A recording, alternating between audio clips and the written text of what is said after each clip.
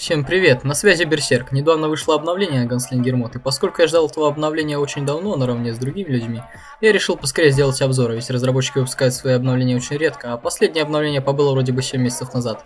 Так что приступаю к обзору.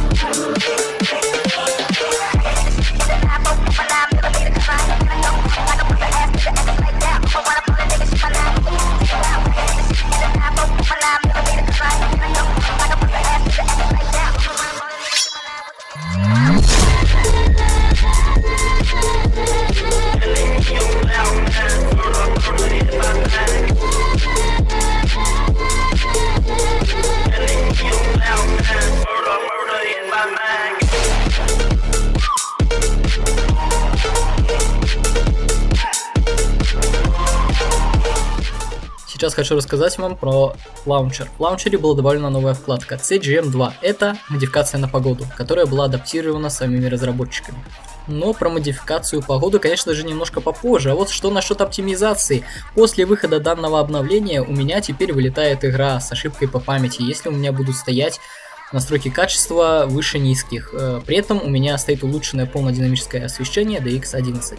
Так что сразу же вас предупреждаю, возможно, теперь системные требования немножко повысились. В обновлении были ускоренные анимации бинта, антирада и тушение своих рук при горении. На видео я сравнил скорость новых анимаций. Получилось, что анимация бинта составила 4 секунды, антирада 6 секунд, анимация тушения теперь 5 секунд. То есть всего лишь на 1 секунду бинт стал быстрее, на 1 секунду антирад и увеличилось на 3 секунды время тушения.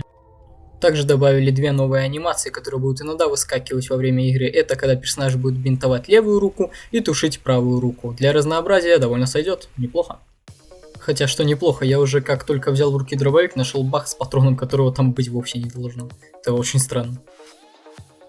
Конечно же, сразу же я решил проверить урон у дробовика. И в принципе урон нормальный, его достаточно, чтобы в метрах 10 убить мутанта или сталкера с первого попадания. Насчет списка того, что обновили в патче. Была восстановлена анимация бездействия для ВСС и вала, потом я ее покажу. Фикс вылета при воспроизведении катсцен, фикс стрельбы из РГ-6 в прыжке, фикс возможности запуска анимации тушения несмотря на воздействие контролера, исправленное отсутствие иконки жажды и многое другое. Короче, там можно даже не перечислять.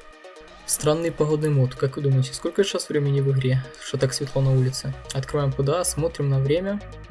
А там ночь. То есть автор погодного мода хочет сказать, что осенью в зоне ночью так светло. Сейчас сравним улучшение на уникальный винчестер и на обычный винчестер. Урон у них разный, у хищника он немного выше, все остальные параметры одинаковые. Вот апгрейды, смотрим и видим различия только в одном апгрейде, это приклад в левом нижнем углу экрана, а все остальные апгрейды одинаковые, но это тоже не так. Здесь отсутствует еще планка под прицелы и рукоятка. Аддон добавляет несколько полностью новых погодных циклов и создает в игре летнюю атмосферу. 6 полных новых циклов погоды, 2 реанимированных цикла, которые предназначались для Lost Alpha DC, 3 цикла, основанные на стандартных текстурах неба, а также несколько подциклов с немного другими настройками. Около 180 новых текстуров неба, основанных на панорамах реального неба, правильный ход солнца, основанный на данных из Киева за август, немного отредактированные шейдеры, более мягкое освещение, разнообразные ночи, до полной тьмы, от звездного неба до полной тьмы и, короче, более летняя атмосфера. Теперь-то в моде появился новый дробовик, но нужен ли он? Если сравнить его с Сайгой или с тем же Тозом и обрезом, то урон у него примерно равный. Все дробовики в игре нормальные и хорошо убивают мутантов и людей, разброс у винчестера средний, а отдача слабая. Но даже если его прокачать, то есть в игре как бы Сайга. Если смотреть с позиции прогрессии в игре, то игру просто пропустит винчестер и лучше возьмет Сайгу, у которой больше магазин, лучше апгрейды, да и просто Сайга это пока что лучший дробовик в моде. Возможно, когда появится Спас 12 или отбойник, он же DAO 12, то Сайга возможно уступит место, но пока что надобности в других дробовиках нету. Ведь проще взять трупа или купить у торговца Сайгу. О, а вот еще один баг. Когда включаешь фонарик на самом дробовике, то свечение неправильно отображается. Конечно, что уже возможно завтра выйдет еще один патч с исправлениями, но почему эти баги вообще есть? Особенно странно это видеть, когда обновление вышло через 7 месяцев. Разработчики сами могли все это исправить. Что ж, если сравнивать обычный винчестер и уникальный, то обычный имеет преимущество в виде прицелов, глушителей, ЛЦУ, фонарика, а хищник этого всего лишен. Ну, кроме, конечно же, глушителя. Но зато высокий урон.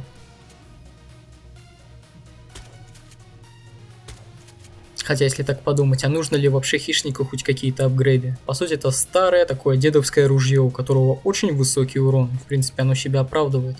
А вот современный винчестер, на него какие-то можно поставить совсем лишние прицельные приспособления по типу штурмового прицела. Не знаю, зачем он. Или ночной прицел, вот зачем он нужен. Только если сделать из этого дробовика снайперку и стрелять только жаканом, ну это тоже такое себе. Помню, когда-то с Сайгой так делал, и это, в принципе, замена СВД какая-то получилась, но, не знаю, не вижу в этом никакого смысла. Поэтому прицел единственный, это только EO Tech нормальный.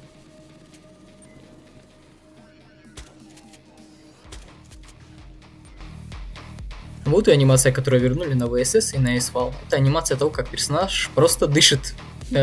Честно, этого даже до патча и не замечал. Ладно.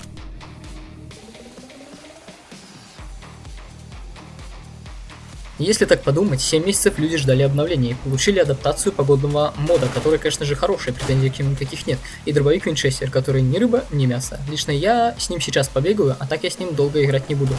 Хочу уже иностранный какой-нибудь ствол или пулемет хотя бы. Ну, что-нибудь из этого.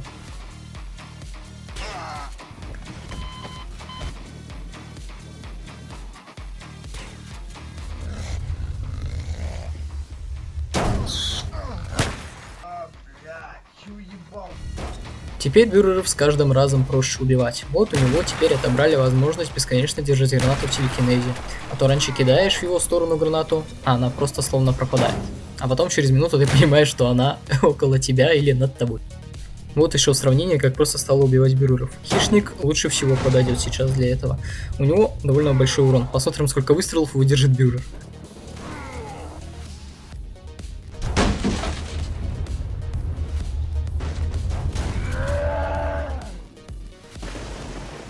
Вроде писали, что были обновлены иконки брони SSP-99 и SSP-99M, но я этого не заметил. Если они что-то и поменяли, то разницы, наверное, это и не сыграет.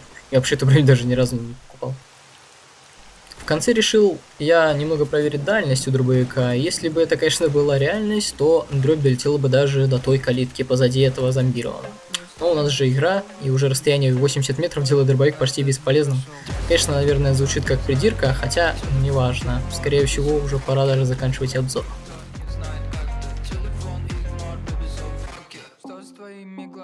В общем, обновление нам принесло разнообразие в анимациях лишения, и появился новый дробовик. Спасибо, но надеюсь, в следующий раз будет прям побольше контента, а то если это за 7 месяцев все, что собралось, то это, возможно, самое невзрачное обновление. Понравился обзор? Подписывайся на канал, напиши комментарий, оставь колокольчик, чтобы ты узнавал о выходе следующего ролика одним из первых. Также заходите на мой Discord сервер и подписывайтесь на группу ВКонтакте. Все ссылки будут в описании. Также посмотри мое прошлое видео про адаптацию Ганслингер мод на тень Чернобыля. Ну что, еще один обзор кончился.